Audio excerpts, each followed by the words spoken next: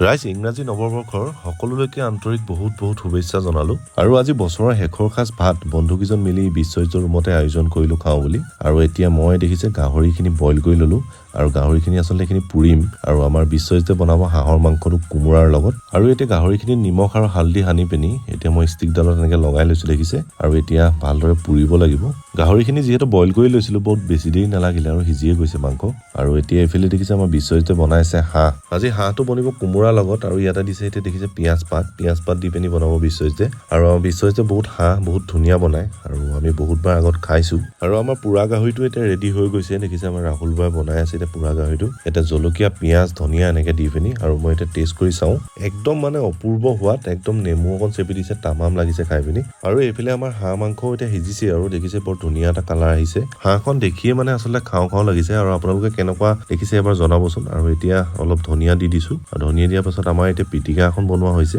বেঙেনা পুৰি ললো আৰু ইয়াতে বিলাহী জলকীয়া এনেকে পুৰি পিনি এখন পিটিকা বনাইছো আৰু এতিয়া আমাৰ খানা বনাই পিনি হৈ গৈছে আৰু এতিয়া আমাৰ বিশ্বজিত লাগি গ'ল বহাত আৰু এতিয়া 2024 চনৰ পৰা খানা বনাই আমাৰ এতিয়া খাব হৈছেগে 25 চনত আচলতে আৰু মাংসৰ সোৱাদ সঁচাকৈ বহুত ধুনীয়া হৈছে আৰু লগতে বেঙেনা পিটিকাখন একদম মজা লাগিছে আৰু এনেদৰে বছৰৰ প্ৰথম সাজ ভাত খালো বৰ সুন্দৰ লাগিল খাই পিনি